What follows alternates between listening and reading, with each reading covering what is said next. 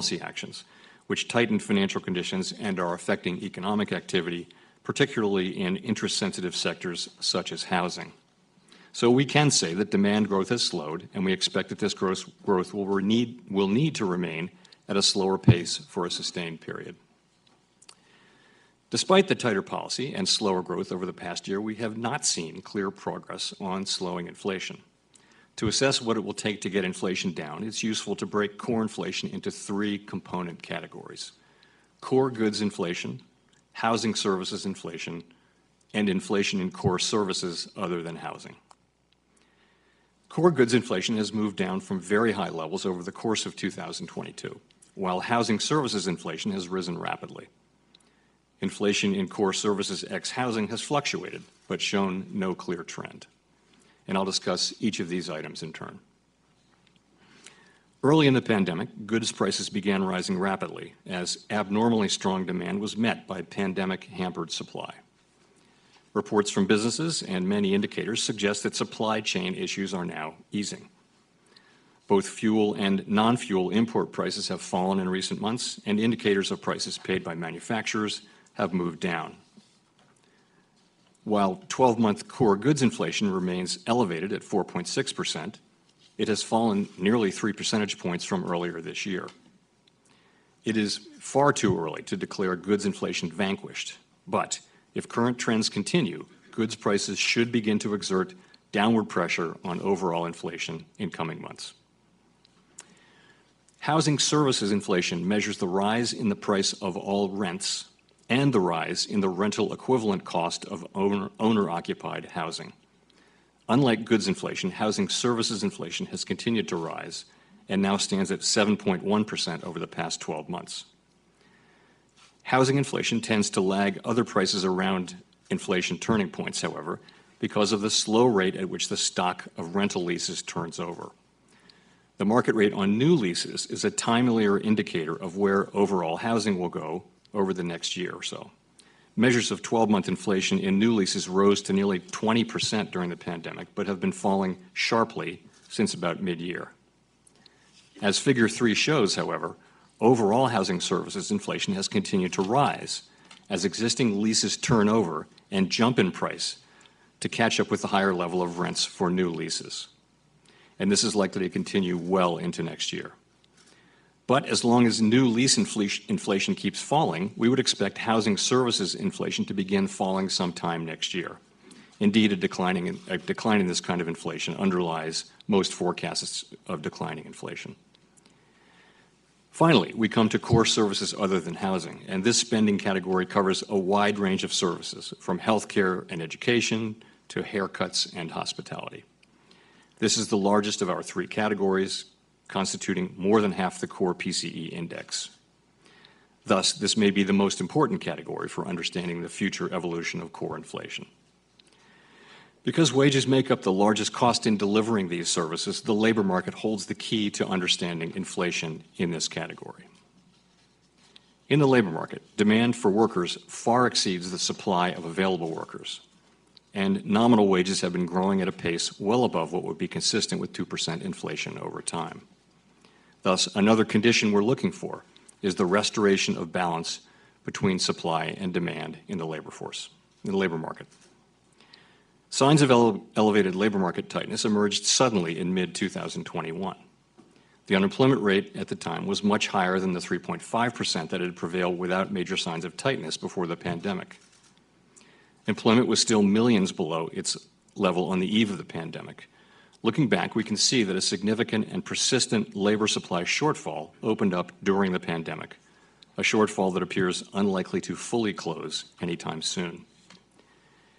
Comparing the current labor force with the Congressional Budget Office's pre-pandemic forecast of labor force growth reveals a current labor force shortfall of roughly 3.5 million people. This shortfall reflects both lower than expected population growth and a lower labor force participation rate. Participation dropped sharply at the onset of the pandemic because of many factors, including sickness, caregiving, and fear of infection. Many forecasters expected that participation would move back up fairly quickly as the pandemic faded. And for workers in their prime working years, it mostly has. Overall participation, however, remains well below pre-pandemic trends. Some of the participation gap reflects workers who are still out of the labor force because they're sick with COVID-19 or continue to suffer lingering symptoms from previous COVID infections or long COVID.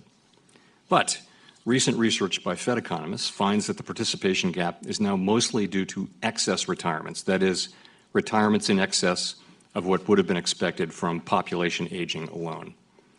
These excess retirements might now account for more than 2 million of the 3.5 million person shortfall in the labor force. What explains these excess retirements? So health issues have surely played a role, as COVID has posed a particularly large threat to the lives and health of the elderly. In addition, many older workers lost their jobs in the early stages of the pandemic when layoffs were historically high. The cost of finding new employment may have appeared particularly large for these workers, given pandemic-related disruptions to the work environment and health concerns. Also, gains in the stock market and rising house prices in the first 2 years of the pandemic contributed to an increase in wealth that likely facilitated early retirement for some people. The data so far do not suggest that excess retirements are likely to unwind because of retirees returning to the labor force. Older workers are still retiring at higher rates, and retirees do not appear to be returning to the labor force in sufficient numbers to meaningfully reduce the total number of excess retirees. So, the second factor contributing to the labor supply shortfall is slower growth in the working age population. The combination of a plunge in net immigration and a surge in deaths during the pandemic probably accounts for about 1.5 million missing workers. Policies to support labor supply are not the domain of the Fed. Our tools work principally on demand. And without advocating any particular policy, however, I will say that policy to support labor force participation could, over time, bring benefits to the workers who join the labor force and support overall economic growth. Such policies would take time to implement and have their effects. For the near term, a moderation of labor demand growth will be required to restore balance to the labor market. Currently, the unemployment rate is at 3.7%, near 50-year lows, and job openings exceed available workers by about 4 million. That is about 1.7 job openings for every person looking for work. So far, we've seen only tentative signs of a moderation in labor demand. With slower GDP growth this year, job gains have stepped down from more than 450,000 per month over the first 7 months of the year to about 290,000 per month over the past 3 months. But this job growth remains far in excess of the pace needed to accommodate population growth over time, about 100,000 per month by many estimates. Job openings have now fallen by about 1.5 million this year, but remain higher than at any time before the pandemic. Wage growth, too, shows only tentative signs of returning to balance. Some measures of wage growth have ticked down recently, but the declines are very modest so far relative to earlier increases and still leave wage growth well above levels consistent with 2% inflation over time. To be clear, strong wage growth is a good thing, but for wage growth to be sustainable, it needs to be consistent with 2% inflation. So let's then sum up this review of economic conditions that we think we need to see to bring inflation down to 2%. Growth in economic activity has slowed to well below its longer-run trend, and this needs to be sustained. Bottlenecks in goods production are easing, and goods price inflation appears to be easing as well, and this too must continue. Housing services inflation will probably keep rising well into next year, but if inflation on new leases continues to fall, we will likely see housing services inflation begin to fall later next year. Finally, the labor market, which is especially important for inflation in core services ex-housing, again accounting for more than half of the category, shows only tentative signs of rebalancing, and wage growth remains well above levels that would be consistent with 2% inflation over time. So despite some promising developments, we have a long way to go in restoring price stability. Returning to monetary policy, my FOMC colleagues and I are strongly committed to restoring price stability. After our November meeting, we noted that we anticipated that ongoing rate increases will be appropriate in order to attain a policy stance that is sufficiently restrictive to move inflation down to 2% over time. Monetary policy affects the economy and inflation with uncertain lags, and the full effects of our rapid tightening so far are yet to be felt. Thus, it makes sense to moderate the pace of our rate increases as we approach the level of restraint that will be sufficient to bring inflation down. The time for moderating the pace of rate increases may come as soon as the December meeting. Given our progress in tightening policy, the timing of that moderation is far less significant than the questions of how much further we will need to raise rates to control inflation and the length of time it will be necessary to hold policy at a restrictive level. It is likely that restoring price stability will require holding policy at a restrictive level for some time. History cautions strongly against prematurely loosening policy, and I'll close by saying that we will stay the course until the job is done. Thank you.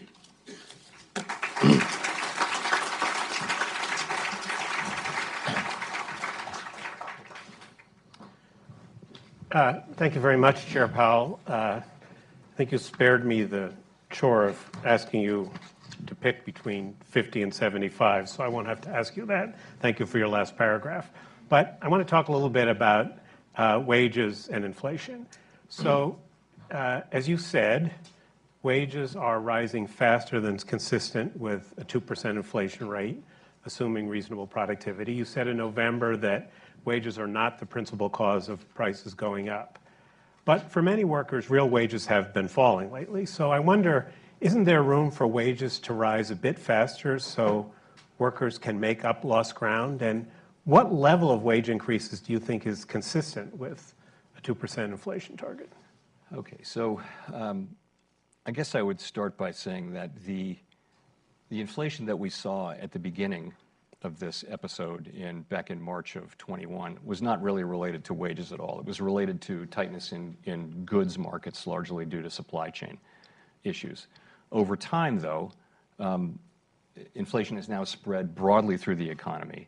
And while I would still say that the inflation we're seeing now is not principally related to wages, we think that wage increases are probably going to be a very important part of the story going forward, particularly as it relates to that third category of core services ex housing. So we think it is an important thing going forward. And ultimately, in the service sector in particular, where wages and benefits are by far the largest cost, wages need to go up. And of course, we want wages to go up. We want wages to go up strongly, but they've got to go up at a level that is consistent with 2% inflation over time, making basic assumptions about productivity. So if you look at the principal wage measures that we look at, I would say that you're 1.5 or 2% above that with current wage increases. So particularly the employment compensation index and the average hourly earnings index. Look at those two. It's about 1.5% higher than what would be consistent, making various adjustments, including for productivity, from nominal wages. So, and as we look at the labor market today, including today's JOLTS data, what you see is a labor market that there's a real imbalance between supply and demand. There are 1.7 job openings for every unemployed worker, everyone looking for a job.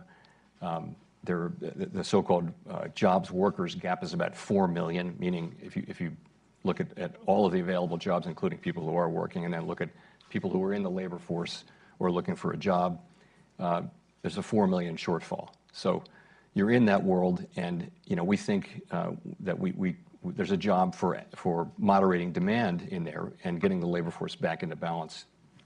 You don't think that there's a possibility that we should have a period of catch-up of wage increases above the sustainable level, and that businesses with relatively fat profit margins can absorb some of that without passing it through? So that's the question of the worker share of profits and that kind of thing is not really related to this. Right now, people's wages are being eaten up by inflation. So what you want to do is you want to have inflation stable and then have a very strong labor market where the biggest wage gains are going to the people at the bottom end of the spectrum. And we had that at the end of the very long expansion that ended with the pandemic. That's not what we have now. Now, for most workers, the increases they're getting in wages are being eaten up by inflation. That's actually not true at the bottom end, where wage increases are higher than inflation. And that's a good thing. But if you want to have sustainable, strong labor market, where real wages are going up right across the wage spectrum, especially for people at the lower end, you got to have price stability. And until we restore that, we can't get back to that place where we kind of were for the 2 years before the pandemic hit. And did you take, when you looked at today's JOLTS data, which measures the vacancies and quit rates, did you find that encouraging? More or less in line with expectations, but that's It's going the right direction, that's a good thing, right? Yeah. So I guess job openings came down by several 100,000 to where they are now, and yeah, that's a positive thing. As you know, the relationship between job openings and unemployment is a very fraught one, and job openings right now, compared to unemployment, are at their near their all-time high levels. So it has been our view that there's a possibility that in this highly unusual situation in the labor market could come back into balance to some extent through a decline in job openings, and that there's been a typical relationship between increasing unemployment and declining job openings, but that our thinking has been, and many labor economists share this, that you could get a decline in job openings that wouldn't produce the same increase a smaller increase in unemployment than is typically the case looking back in history because of the very outsized level of job openings. And we've kind of seen that so far, but it's way too early to say that that'll work. Traditionally, the Fed looked at the unemployment rate as a measure of labor market tightness, and we've seen recently that may be misleading. Unemployment rate is still very low, and as you pointed out, job vacancies are starting to come down. But to the extent that the Fed still relies on a Phillips curve kind of relationship, going forward, is the natural rate of unemployment a useless concept? What measures will the Fed use to judge labor market slack as we look ahead to policy in the coming years? So I think the way we think about it, of course, the standard way to think about it is it's the gap between the actual unemployment rate and the natural rate of unemployment that matters, right? And the issue really, it's not that framework doesn't make sense, it does make sense. But the issue is that the natural rate of unemployment is very hard to identify with certainty, even in normal calm times. But when there's a violent disruption of the labor market, it can move very substantially. So, and that happened at the beginning of the pandemic. You had the labor market was very much disrupted, and we assumed that the natural rate had moved up, meaning that for any level of unemployment, the labor market is tighter. So we knew that. And I think what was different in this cycle was really that you had to look at things like job openings and quits and reservation wages and just wages overall to tell you that the natural rate of unemployment had really moved up quite a lot. But I don't think it's a problem with the framework, but it is a fact, though, that it's very hard to pin down where the natural rate of unemployment might be when there's this massive disruption in the labor market going on. So do you think that the JOLTS data, the job vacancies per unemployed worker, that's going to be a lasting measure of labor market tightness for you at the Fed? Yes, I think people will tend to look at it. Well, when you tell them you're looking at it, they tend to look at it. They'll look at it. I've noticed that. That's right. I would just say in this particular situation, we think it's important, and we're going to find out empirically whether that was true for the reasons I explained. We think that we can see a big decline in job openings and less than you would expect of an increase in unemployment. So this was a unique in so many different ways. Right. This series of events was different from one in particular is just that so much of the inflation was due to supply side constraints, right, which is not a feature of the U.S. economy for a long time. Well, but Vice Chair Lael Brainerd said the other day in a speech that she raised the question of whether long-term changes of the economy, like labor supply, deglobalization, climate change, could reduce the elasticity of supply, and that this may be a problem going forward. Do you share that? So this is a great set of questions that we've all been thinking about a lot, and Lael's speech was really terrific on that. Augustin Carstens has given a couple of speeches on the same topic, including one at Jackson Hole this year. The head of the Bank for International Settlements. Yes, exactly. The question is, is the new normal going to be unlike this normal that we've had where supply side disruptions and constraints were relatively, you could look through them. The lore has been for a long time that you don't need to worry about that, it'll sort itself out. A supply shock from oil prices or whatever. Are we going into a situation a little bit like the 70s where there will be ongoing repeat shocks, and which would tend to have to tend to put more upward pressure on inflation over time? We don't really know. I mean, it's a great question. But the question, I guess the real question is, if that's true, what are the implications? We still have a 2% inflation target, and we still have to use our tools to achieve it and to keep inflation expectations anchored. But it's very hard to know.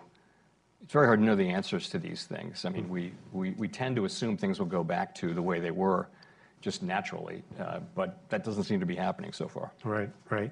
Now, you mentioned in your remarks that forecasts of inflation have, not only those at the Board of Governors, but in the private sector as well, have been lousy. Inflation has not behaved the way the forecasters said. So I wonder how you think about using forecasts of inflation and making policy. If you can't tell us, or if your staff can't tell you with some degree of confidence what inflation is going to be 6, 12, 18, 24 months out, how do you think about that in deciding when you make policy decisions? So I'll say that it is very difficult to forecast inflation now, and one of the reasons is just that the situation is so different from the normal one. And as I mentioned, a lot of it is just that the difficulty is just these supply side constraints that we've had. We had no experience in forecasting that. It was, this was a case of first impression. So that was very difficult. Nonetheless, we do make forecasts. We'll continue to make forecasts. The way I tried to get around that in my remarks was to say, let's put the forecasts aside for a second and let's try to identify the macroeconomic conditions that we think we need to see that would put downward pressure on inflation. So that's a way to think about it. We'll continue to make forecasts, but we're going to have to be humble and skeptical about forecasts, I think, for some time. And that calls for a lot of risk management. And the other difficulty, of course, is that monetary policy works with long and variable lags, and particularly inflation is at the end of that train. And so if you're waiting for actual evidence that inflation is coming down, it's very difficult not to over-tighten if that's all you're doing. So we have a risk management balance to strike, and we think that slowing down at this point is a good way to balance the risks of slowing down on the pace of rate increase. On the pace of rate hikes. I see. But it's still a problem if you can't use today's inflation rate to set policy and you're not sure what tomorrow's inflation rate is. You're saying the inflation forecast will be secondary to the economic conditions that you think are likely to generate more or less inflation. Is that basically? Well, first of all, I'm agreeing that it's a very difficult situation in which to forecast inflation, and really very few professional forecasters have gotten it right.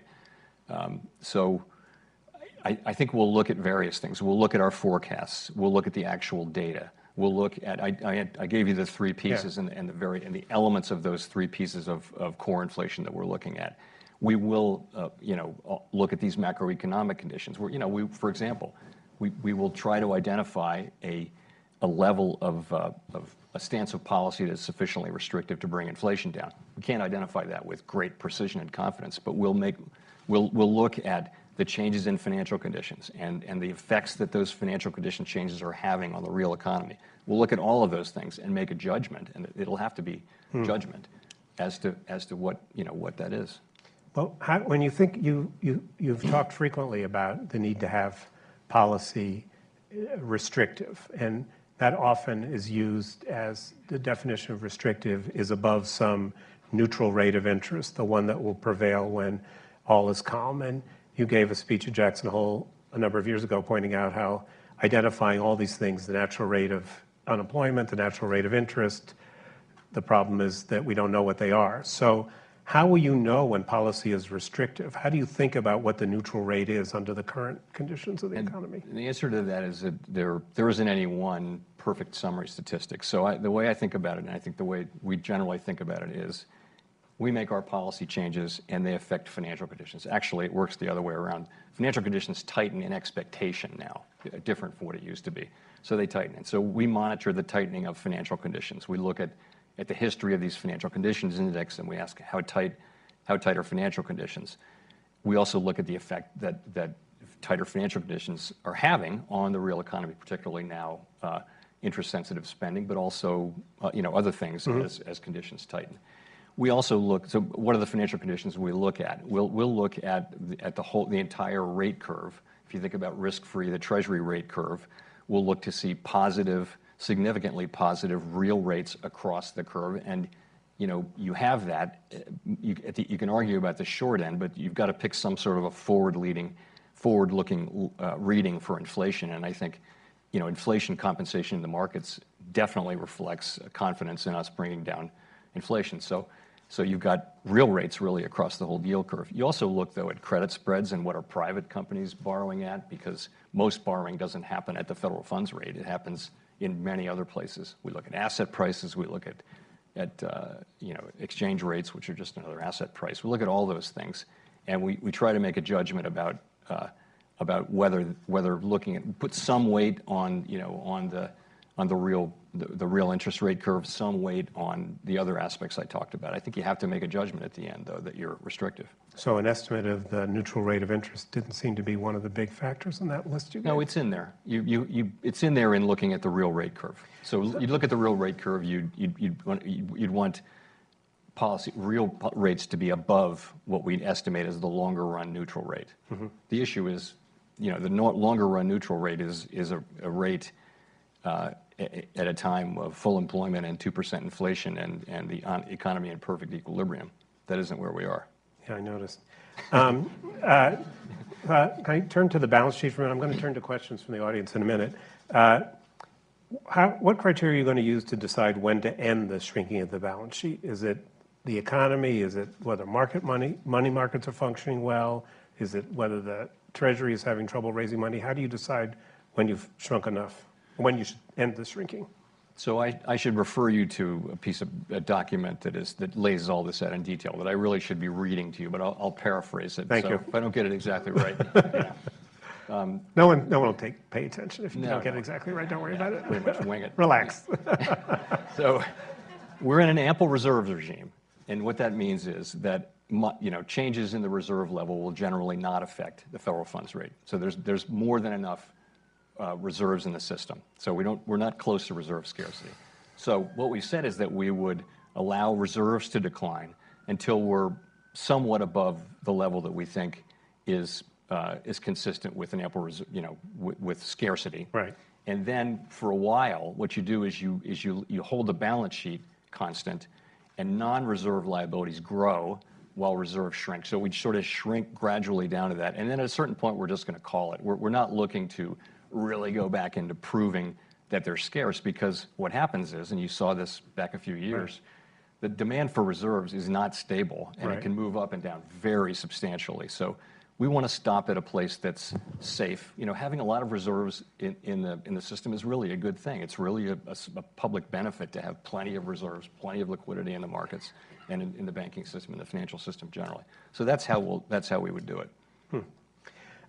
In the minutes of the last FOMC meeting, it said the staff had a forecast that it forecasts below potential growth, but not a recession. But then there was this interesting sentence where the staff said the possibility that the economy would enter a recession sometime over the next year is almost as likely as their baseline forecast. Is that how you look at it? So I have resisted the temptation to handicap it. Go on. I think I'll continue to do that. But I get the way I think about it is I do continue to believe that there's a path to a soft or a softish landing. I do believe that, and the definition of a softish landing is what? Unemployment goes up a little, but we don't have a recession. Yeah, unemployment goes up, but it's not a hard landing. It's not a severe recession. You could think of unemployment going up, but not really spiking as it does in some recessions. So that's how I think about it, and I think the path is pretty clear. It's the labor market conditions soften. We see inflation, and the goods inflation gets better, housing services inflation gets better, and the labor market softens but doesn't go into recession, and you see inflation start to come down. And I think that's very plausible. I don't want to be the handicapper on it, and of course our job is to try to achieve that. Mm-hmm. And I think it's still achievable. Although, if you look at the history, it's not a likely outcome, but I would just say this is a different set of circumstances. Well, you said at the last press conference that you thought the path to that soft landing had narrowed. Has it continued to narrow, or is it widened, or I don't know if you can have a wider soft landing, but I don't know that it's changed since that was, this is what, 5-6 weeks ago. Yeah. I was asked the question, has it narrowed? Is it still possible, and has it narrowed? I said, it's definitely still possible, and it has narrowed because if you look over the course of this year, nobody expected us to raise rates this much. No one expected inflation to be this strong and this persistent and this, to have spread so broadly through the economy. And so to the extent we need to keep rates higher or keep them higher longer, that's going to narrow the path to a soft landing. On the other hand, if we get good inflation data and we get evidence that all the things that I talked about, if all those things start to swing the other way, then we could very much achieve this. In August 2020, you announced a new framework for monetary policy, the Flexible Average Inflation Targeting Framework. And I wonder whether there's anything in that you think we should be rethinking now in light of the recent experience. So we said we would do another framework review in 5 years, and so that would be to bear fruit in 25 or 26. So that's what we're going to do. We're going to stick to that. I think we need to see this through a full cycle. We need to see the other side of inflation and what the economy looks like after this historic episode to really make good judgments about that. I will say, though, that aside from the framework itself, we implemented it through guidance of various kinds, and we put in really strong guidance because there were a lot of doubters that we would ever achieve 2% inflation. If you remember, that was the main criticism. Little did we know. But one piece of guidance that we gave was, and I don't think this had anything to do with or much to do. Let's say it that way. It didn't have much to do with all this inflation we're experiencing, but the one piece of guidance that we gave that I probably wouldn't do again was we said we wouldn't lift off until we saw both maximum employment and price stability. And I don't think I would do that again. Because? I think it limited it's the tail risk. We tend as human beings to underestimate tail risk, and I think we didn't think it seemed so unlikely. If you remember, 25 years of low inflation. Right. And many years after the pandemic, after the global financial crisis of inflation everywhere in the world, it's all disinflation. Just didn't seem likely, and yet here we are. So it turns out that when you invite the chairman of the Federal Reserve to speak at Brookings, a lot of people email you questions. Most Really? of them are questions I've already asked or questions that were so poorly framed that I couldn't even understand the question. But somebody asked me this one, and so I want to give that person an opportunity to get an answer. What do you like to do in the morning before you start work? Work. No, I'm a super early person, and I read a bunch of newspapers and drink my coffee in peace, and then that's what I do. And now that you're chair, do you still ride your bike to the Fed? Some. I ride down. Well, I won't tell you where I ride, but I do. Yeah. I ride. The security guys thank you for that. They're like, no. Yeah. Okay, so here's the deal. We're going to take questions from the audience. You need to wait for a microphone to get to you because we have a lot of people online.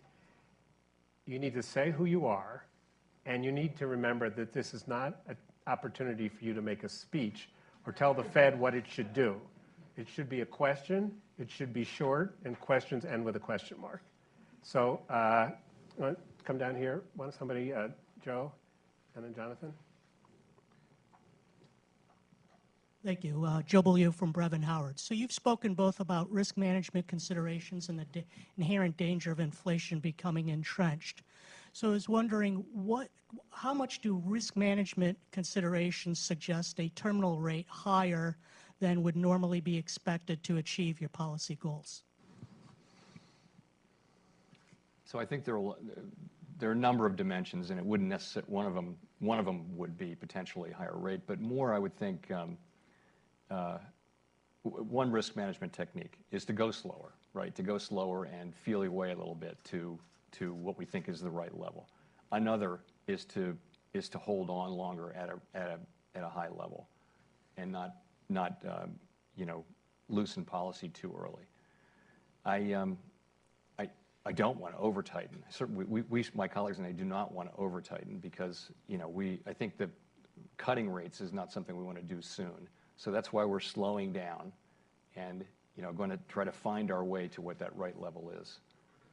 But I mean, theoretically, it's another dimension, but it's not. It wouldn't be my first choice. Thanks.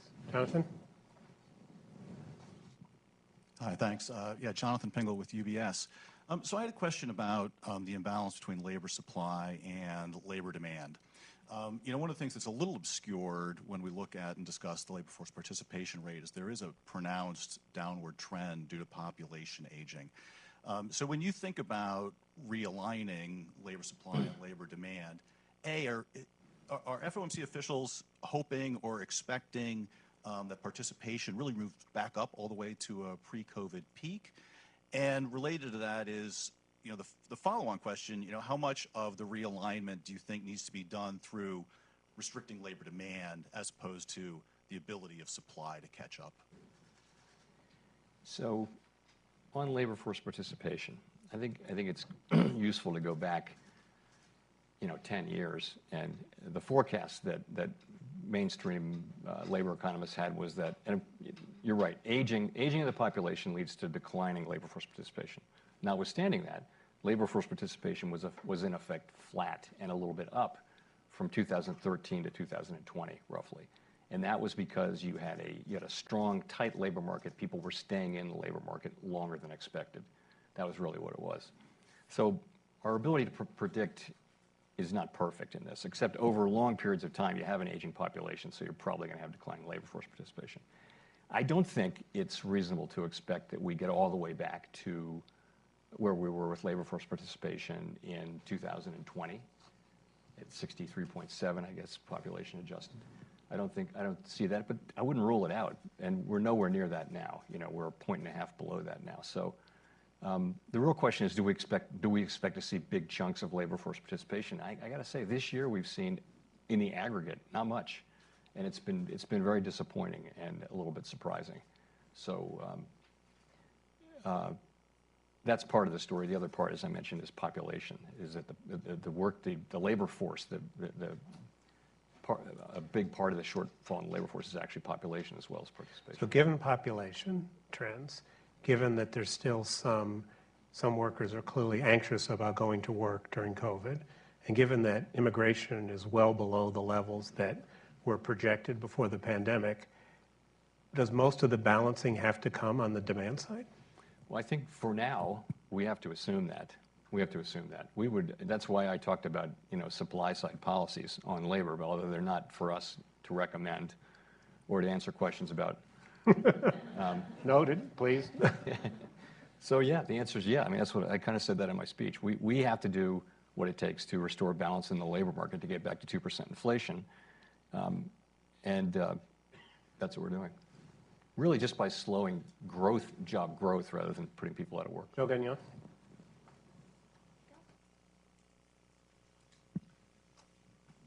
Thank you. Joe Gagnon, Peterson Institute. Chair Powell, back in 2018, you gave a speech questioning the role of the so-called star variables that the Fed uses to navigate. And there was a possibility raised that maybe unemployment could fall well below what the staff thought the natural rate U star was, then without causing inflation. But then COVID came and turned everything around. And as you just said, one interpretation of COVID is that U star went way up and we were on the wrong side of it, which is inflationary. My question is, going forward, is it likely, do you think it's likely that things could reverse as the dust settles from COVID and we could end up back in that world where maybe we're on the other side of U star, we don't know it, it's hard to tell? What lessons did you learn from that period that got forgotten because of COVID, perhaps? Well, unemployment went below so what we write down and what the staff writes down is a longer run U star, longer run estimate of the natural rate of unemployment. I guess one thing I would say is that during the course of a long, relatively gradual, I mean, so we only have one experience, right, to generalize from, but what I learned from that experience was long, relatively slow, not super fast expansion.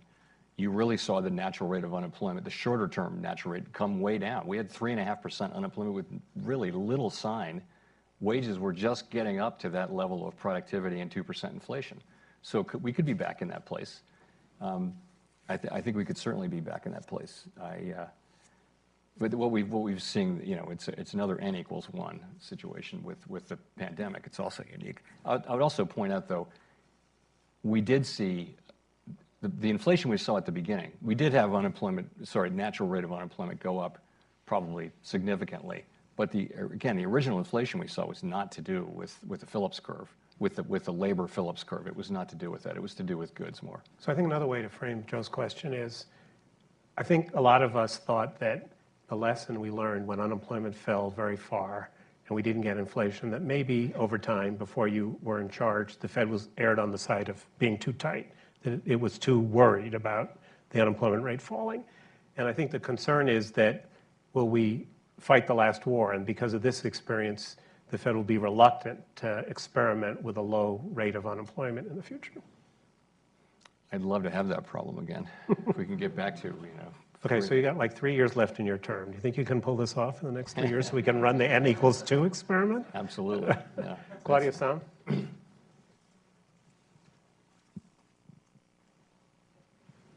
Claudia Sam Consulting. So the question I had is, we've had unexpectedly fast and large rate increases this year, and that has pushed up the dollar relative to basically any currency in the world. We've seen likely more financial market instabilities. So the Federal Reserve's dual mandate is for the United States, and yet are you worried that a severe global recession or financial market turmoil would come back to make it harder for us to achieve the U.S. dual mandate? Thanks.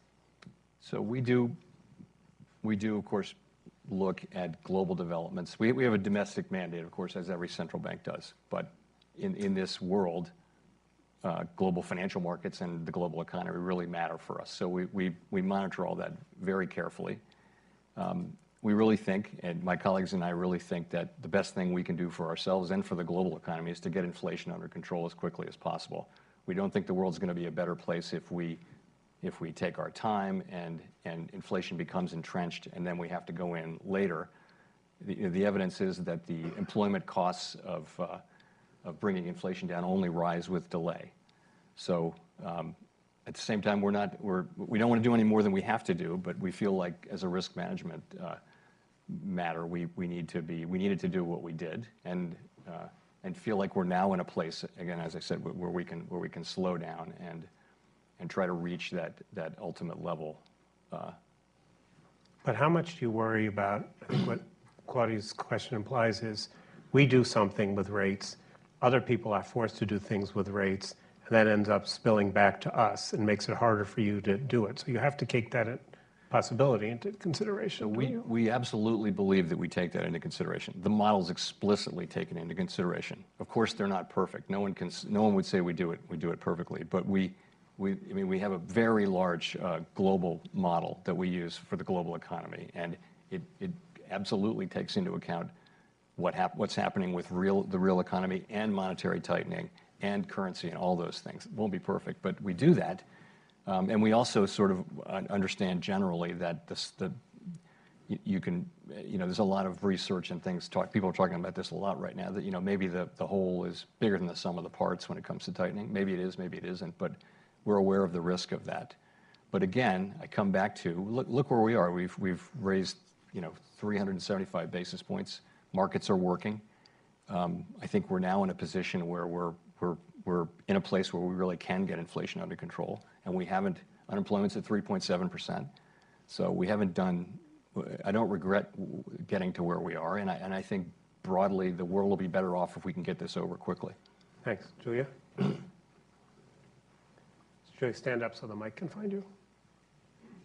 And can you bring a mic down here to Feroli? Can I ask 2 questions? If they're short. Yeah, very short. So one question on the labor market is, how do you reconcile, the characterization of the labor market as very tight with the fact that wage growth isn't keeping up with inflation and the labor share of GDP really hasn't risen since 2020?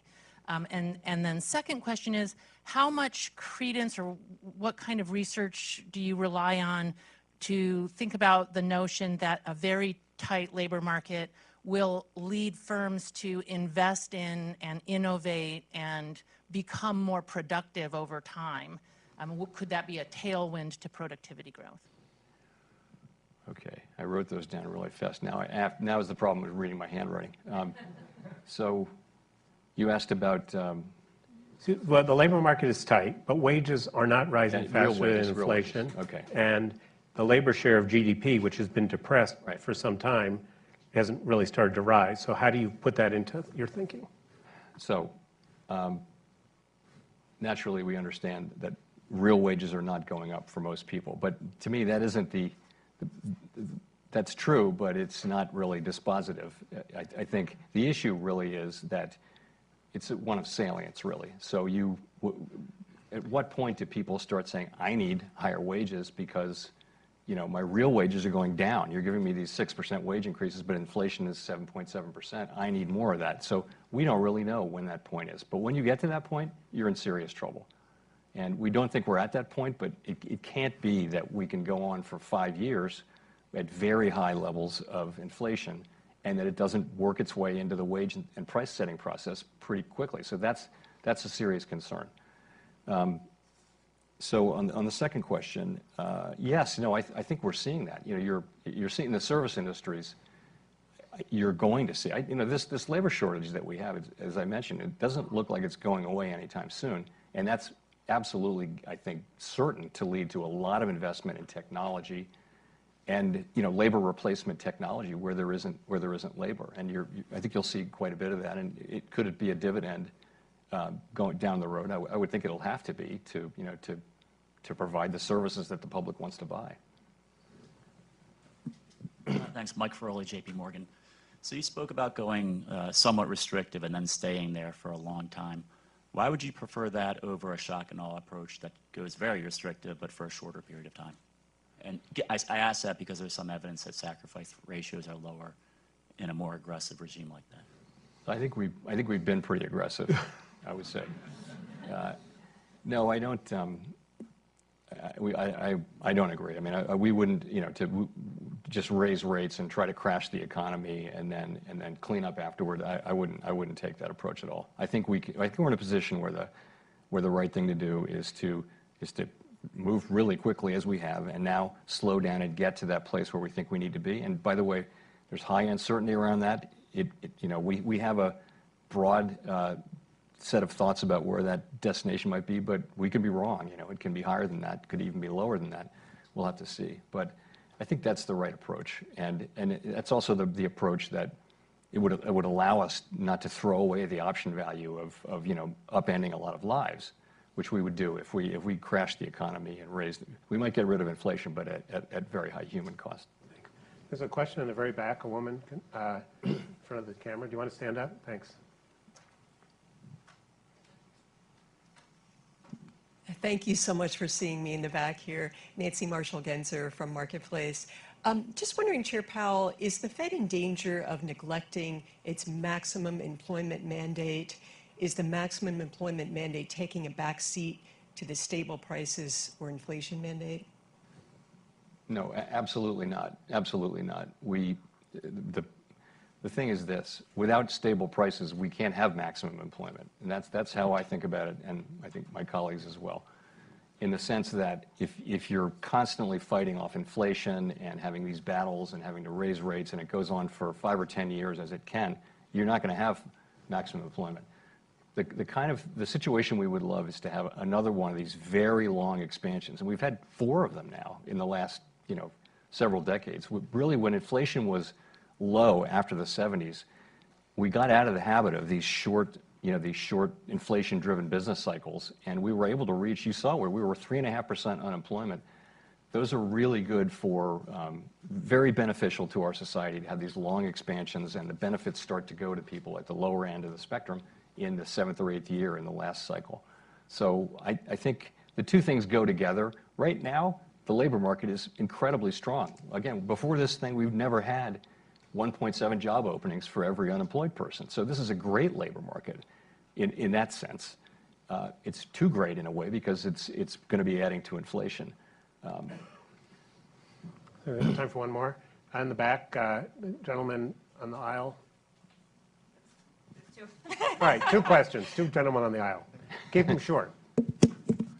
Thank you. I'm Orange Wang from South China Morning Post of Hong Kong. So I would just like to ask a question related with Chinese economy. So right now, a lot of analysts are arguing or believe that China's zero COVID policy is continuing to take a toll on the Chinese economy, but also likely to weigh on the global economy due to the size of China's market and its position in the global supply chain. So we're just wondering about what impact or how much impact do you accept that continuously slowing Chinese economy would have on the US economy or the Fed's next interest rate moves? And is China's current economic situation a disinflationary factor or an inflationary factor to the US? Thanks.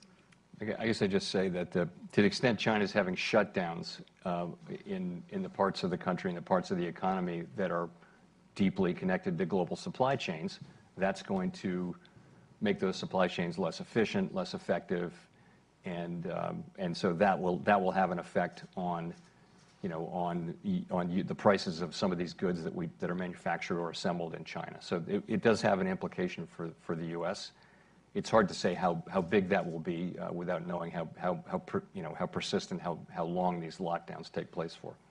And the gentleman behind you.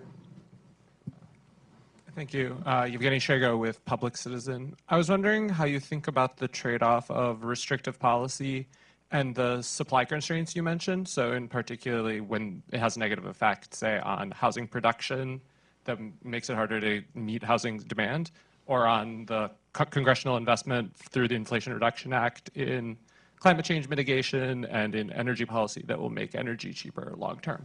How do you think about that trade-off? Yeah, I don't think our restrictive policy would have much of an effect on the sort of climate mitigation investments you're talking about. In terms of housing, there are two things. One, there's sort of a longer run housing shortage that we have. But in the meantime, we had, coming out of the pandemic, rates were very low. People wanted to buy houses. They wanted to get out of the cities and buy houses in the suburbs because of COVID. And so you really had a housing bubble. You had housing prices going up at very unsustainable levels and overheating and that kind of thing. So now the housing market's going to go through the other side of that and hopefully come out in a better place between supply and demand. But none of this really affects the longer run issue, which is that we've got a built up country and it's hard to get zoning, it's hard to get housing built in sufficient quantities to meet the public's demand. So I want to thank you, Chair Powell, for being generous with your time, and thank you all for coming in. I want to appreciate everybody asked a short question, which that's the first time in my experience in 8 years in Brookings that's happened. I'd like it for all of you to stay in your seats for a minute till the chairman can leave safely.